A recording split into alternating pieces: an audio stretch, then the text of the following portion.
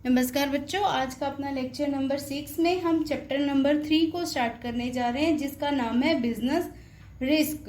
Business का क्या risk होता है और किसकी वजह से, किन कारणों से बिजनेस रिस्क बिजनेस में क्रिएट होता है, जिसको हम हिंदी में कहते हैं व्यवसाय का जोखिम।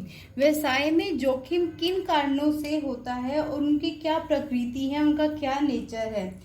जब हम कभी भी कोई भी बिजनेस स्टार्ट करते हैं, हम अपने बिजनेस को फ्यूचर के लिए स्टार्ट करते हैं, और जबकि जो हमारा फ्यूचर है, हमारा जो भविष्य काल है, वो अनिश्चित है, जिसके बारे में हमें नहीं पता। इसको हम कहते हैं अनसर्टेनिटी। हमें हमारे फ्यूचर के बारे में हमेशा अनसर्टेनिटी रहती है कि क्या पता कल क्या हो। कोई भी नहीं बता सकता कि what will happen in tomorrow, कि कल क्या होगा। तो उससे ही हमारा क्या रहता है, बिजनेस रिस्क क्रिएट हो जाता है। इसकी डेफिनेशन में लिखा हुआ है, it refers to the possibility of inadequate profits और even losses in the business because of uncertainties. Business की जो अनसर्टेनिटीज है, जो हमारा भविष्य है वो अनसर्टेनिटी अनिश्चित है, उसकी वजह से हमारे बिजनेस में जो इनएडिक्वेट अपर्याप्त प्रॉफिट या फिर कम इवन लॉस, यहाँ तक कि लॉस भी हो जाता है बिजनेस में, उसको हम क्या कहते हैं, बिजनेस रिस्क। किसकी वजह से होता है, बिकॉज ऑफ अनसर्टेनिटीज, अनिश्चितताओं के कारण। Nobody can say it with any amount of certainty। कोई भी नहीं बता सकता कि कितनी भविष्य में निश्चितता है, कि कितना हम सही सोच रहे हैं कि कल यही होगा। कोई भी नहीं कह सकता। हम जो अनुमान लगाते हैं, उस अनुमान से या तो वो ज़्यादा भी हो सकता है और कम भी हो सकता है। As to what is going to happen tomorrow, कोई भी नहीं बता सकता कि कल क्या होगा। ठीक है। नेचर ऑफ बिजनेस रिस्क, जो हमारा बिजनेस है उसमें जो हमारी इनएडिक्वेट प्रॉफिट, अपर्याप्त प्रॉफिट की जो पॉसिबिलिटीज है या फिर लॉस की जो पॉसिबिलिटीज है, उसको हम क्या कहते हैं, बिजनेस रिस्क कहते हैं।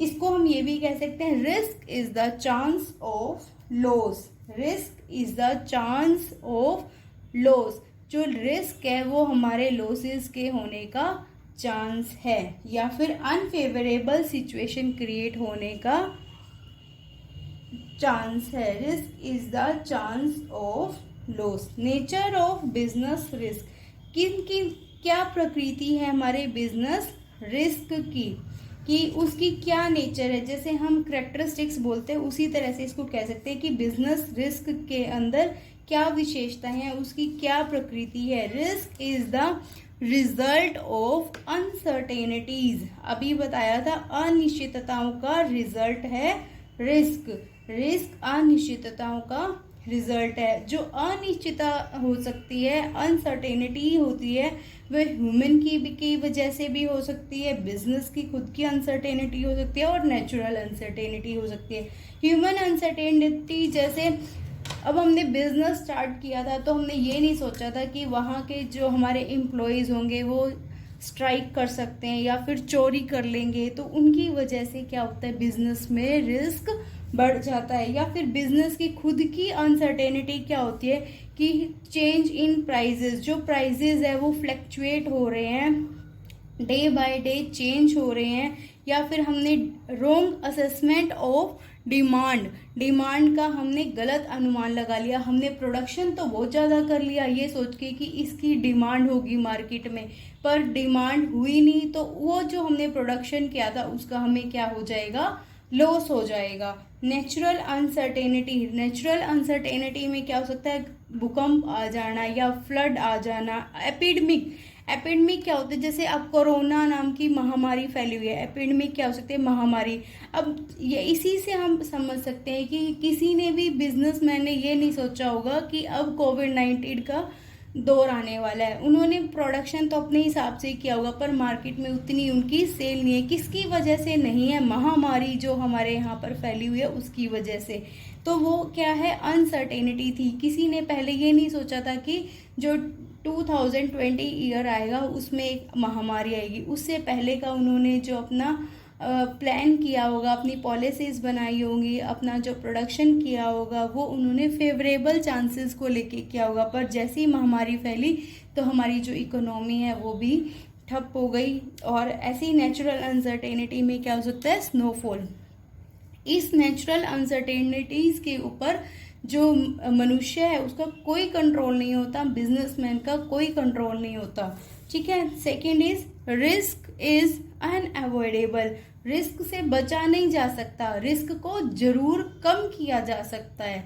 Risk can be no business can avoid risk. Risk से कोई भी नहीं बच सकता। डिग्री ऑफ रिस्क में वेरी, बट जो हमारी डिग्री है रिस्क की वो वेरी होती है, अलग अलग होती है। ठीक है। अब नेक्स्ट है हमारा risk can not be eliminated. Risk को एलिमिनेट नहीं किया जा सकता, उसे बिल्कुल कम नहीं किया जा सकता, बट कैन बी रिड्यूस, परंतु उसको कम जरूर किया जा सकता है। उसको बिल्कुल कम नहीं किया जा सकता, मतलब बिल्कुल हम सोचे कि रिस्क हो ही ना, ऐसा नहीं हो सकता, बट उसको कुछ ना कुछ हम एफर्ट कर सकते हैं कि वो कम हो जाए। जैसे हमने प्रोडक्शन किया था कपड़ों का, तो वहाँ पर अब जब मार्केट में सेल ही नहीं है तो हम वहाँ पर मार्केट में अब हमारी बिक्री ही नहीं हो रही, कोई खरीद ही नहीं रहा, डिमांड ही नहीं कर रहा, तो हम क्या कर सकते हैं, उस पर डिस्काउंट दे देंगे ताकि ये जो हमारा माल है ये बिक जाए। तो उस रिस्क को बिल्कुल, उसे बिल्कुल बचा नहीं जा सकता कि हाँ बिल्कुल ही हमारा रिस्क कम हो जाए, नहीं, जीरो नहीं कर सकते, बट उसको रिड्यूस जरूर कर सकते हैं। जैसे उसको डिस्काउंट दे के हमने बेच दिया, एटलीस्ट हमारी कॉस्ट तो पूरी हो जाए। बिजनेसमैन उस टाइम यही सोचता है। नंबर 3 है degree of risk varies with the size of business. जितना बड़ा बिजनेस होएगा ना उतना ही ज्यादा रिस्क होगा। Business include in large scale business, अगर कोई लार्ज स्केल का बिजनेस कर रहा है तो उसके पास मोर रिस्क होएगा। अगर कोई business include in small scale business, तो वहां पर अगर कोई स्मॉल स्केल का बिजनेस होगा तो वहां पर लेस रिस्क होगा। More risk large scale business में, क्योंकि लार्ज स्केल बिजनेस में बहुत ज़्यादा हमारी कैपिटल इन्वेस्टेड होती है, बहुत ज़्यादा कैपिटल को इन्वेस्ट किया जाता है, जिसकी वजह से ज़्यादा कैपिटल का ही हमें रिस्क होता है। स्मॉल स्केल बिजनेस जैसे कोई गली नुक्कड़ पे हमारी छोटी मोटी दुकानें होती हैं, छोटी छोटी सी जो दुकानें होती हैं वहाँ पर कम पैसा इन्वेस्ट होता है, तो वहाँ का रिस्क भी उतना ही होता है। Profit is reward for bearing risk. अब हमने रिस्क क्यों लिया था, बिजनेसमैन ने बिजनेस स्टार्ट करने से पहले रिस्क को अनुमान क्यों किया, क्योंकि उस रिस्क के बदले में उसको क्या कमाना है, प्रॉफिट कमाना है। अगर वो बिजनेसमैन ये सोचता ही ना कि नहीं मैं रिस्क नहीं ले सकता, मैं बिल्कुल भी रिस्क नहीं लूंगा, तो वो बिजनेस भी ना स्टार्ट करता। जब बिजनेस ही नहीं स्टार्ट करेगा तो उसको प्रॉफिट भी नहीं होगा। ठीक है। तो रिस्क किसका reward, profit is reward for bearing risk. Risk के बदले में प्रॉफिट, हमें उसका रिवार्ड मिलता है। जरूरी नहीं है कि हमेशा ही प्रॉफिट होगा, पर जो बिजनेसमैन है वो अपना आशावादी होके सोचता है कि मैं अगर रिस्क ले रहा हूं तो मुझे उसके बदले में जरूर प्रॉफिट होगा। No risk no gain, more risk more profit. अगर कोई रिस्क नहीं होगा तो वहां पर कोई गेन नहीं होगा, कोई हमें प्रॉफिट नहीं होगा। हम जितना ज्यादा रिस्क लेंगे उतना ही ज्यादा हमें प्रॉफिट होगा। फिर है risk depend upon the nature of business. जो रिस्क है वो डिपेंड करता है हमने किस तरह का बिजनेस स्टार्ट किया है, हमारे बिजनेस की प्रकृति क्या है। अगर फॉर एग्जाम्पल के लिए देखो, अगर किसी ने बिजनेस स्टार्ट किया है डेली रूटीन की जो थिंग्स होती है, साल्ट है और टमाटो, ओनियन, वेजिटेबल्स के लिए, या फिर कोलगेट, सोप, ये सब डेली रूटीन की थिंग्स है।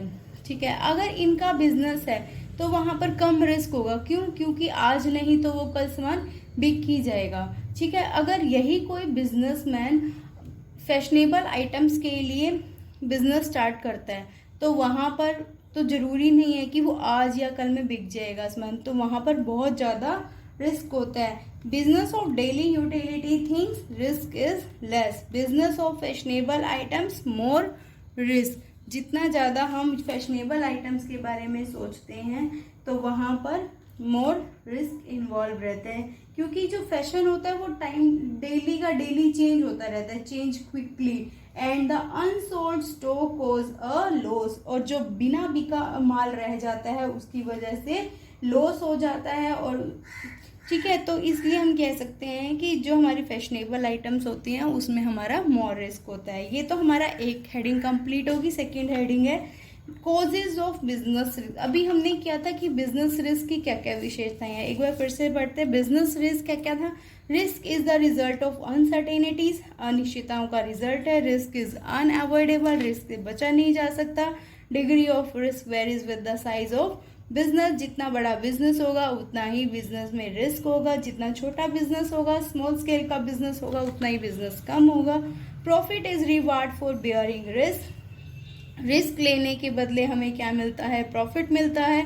Risk depend upon the nature of business, risk हमारा बिजनेस के नेचर पर डिपेंड करता है। अब नेक्स्ट है causes of business risk. Business risk किस किस की वजह से हो सकता है, किन कारणों से बिजनेस रिस्क हो सकता है? फर्स्ट है नेचुरल कॉज। नेचुरल कॉज क्या होता है? Beyond the power of man, man के कंट्रोल से बाहर होता है। उसके ऊपर एक आदमी का, एक बिजनेसमैन का कोई कंट्रोल नहीं होता।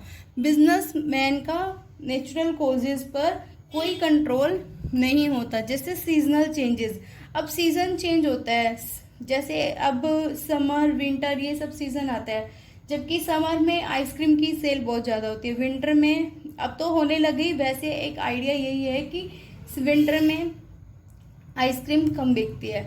या फिर स्वेटर्स का ले लो, तो एकदम से सीजन चेंज हुआ, उसकी वजह से भी क्या होता है कि अगर उसकी बिजनेसमैन की सेल ना हुई तो उसके लिए वो क्या हो जाएगा? रिस्क हो जाएगा। ये एकदम से फ्लड आ जाना या फिर कोई स्नोफॉल हो जाना, उनकी वजह से, सीजनल चेंजेस की वजह से क्या हो जाता है? बिजनेस में रिस्क क्रिएट हो जाता है। जियोलॉजिकल चेंजेस, जियोलॉजिकल मतलब changes taking place in the वॉर्म ऑफ द अर्थ, अर्थ भूगर्भ में, जैसे कहते हैं ना भूगर्भ में चेंजेस होना, जिसकी वजह से अर्थक्वेक आ जाता है, उनकी वजह से भी बिजनेस में रिस्क क्रिएट हो जाता है। अदर नेचुरल कैलामिटीज, दूसरी जो वायु प्राकृतिक परिवर्तन है वो कैसे? Locust attack on the standing crops, टिड्डी दल का खड़ी फसलों पर नुकसान करना। अब जैसे अभी हमारे रिसेंटली भी टिड्डी दल आया हुआ है, कब ये पंजाब और हरियाणा में आया हुआ है, जिसने हमारे यहाँ के जो किसान हैं उनकी जो फसलों पर बहुत नुकसान किया है। तो ये भी क्या, एक नेचुरल कैलामिटीज है। इसके ऊपर क्या, टिड्डी दल के ऊपर कोई मतलब कंट्रोल जरूर कर सकते हैं, उस रिस्क को कम कर सकते हैं, बल्कि बिल्कुल बचा नहीं जा सकता। ठीक है, ये हो गए हमारे नेचुरल कॉजेज, जिसमें seasonal changes, geological changes and other natural calamities. Next है ह्यूमन कॉजेज। नेक्स्ट क्या है हमारा? Human causes. ह्यूमन कॉजेज में loss due to human beings और employees of an organization, organization में, बिजनेस में जो मनुष्य की वजह से या जो ह्यूमन बीइंग्स है, एम्प्लॉयज है, उनकी वजह से अगर कोई कोज होता है तो उसको क्या बोलते हैं? Human causes. जो मैन है वो इम्पोर्टेंट रोल प्ले करता है बिजनेस में, क्योंकि जब एक आदमी ही बिजनेस को चलाता है तो इम्पोर्टेंट रोल प्ले करता है, उसकी वजह से बहुत सारी बिजनेस रिस्क भी क्रिएट हो सकते हैं। जैसे डिसऑनेस्टी बाय एम्प्लॉयज, जो एम्प्लॉयज है वो बेईमानी करने लग जाए, चोरी करने लग जाए और अच्छे से काम ना करें, केयरलेस रहे, उनकी जो अपना स्लीपिंग ज़्यादा करने लग जाए, लेजीनेस करे, तो फिर वो क्या, dishonesty by employees. Second is dishonesty by customer, या कस्टमर्स भी चोरी करने लग जाए, या फिर जैसे कस्टमर पेमेंट ना करे, बिजनेसमैन को डिले पेमेंट करे, या फिर टाल मटोल करे कि मेरे पास पैसा नहीं है। स्ट्राइक एंड लॉकआउट, जो एम्प्लॉयज होते हैं वो कई बार ना खुश होकर के बिजनेस में हड़ताल कर देते हैं, तो बिजनेस में हड़ताल करना एम्प्लॉयज के द्वारा, उसको बोलते हैं स्ट्राइक एंड लॉकआउट। तो उसकी वजह से भी क्या होता है? बिजनेस रिस्क क्रिएट हो जाता है। वर्किंग केयरलेसली, जो एम्प्लॉयज है वो केयरलेसली काम करते हैं। जैसे वहाँ पर लिखा भी हुआ है कि नो स्मोक, फिर भी वो बीड़ी सिगरेट पी लेते हैं, तो उसकी वजह से फायर हो जाता है, आग लग जाती है, तो वो भी क्या है? Human causes. नेक्स्ट है economic causes. Loss due to change in market condition, market में जो कंडीशंस हैं उनकी वजह से जो को जो रिस्क क्रिएट होता है उसको बोलते हैं इकोनॉमिक कॉजेज। जैसे चेंज इन फैशन, फैशन अभी बताया था कि चेंज क्विकली, बहुत जल्दी फैशन चेंज होता है, और जैसे ही फैशन चेंज होता है तो ओल्ड फैशन की चीज़ें होती है वो बिना बिके रह जाती है, और उनकी वजह से क्या होता है, रिस्क क्रिएट हो जाता है। ठीक है, अब जो सेकेंड है change in prices. Prices fluctuate करती है, कभी अप होती है कभी डाउन होती है, कम ज़्यादा प्राइस का होना भी मार्केट बिजनेस के लिए रिस्क क्रिएट करता है।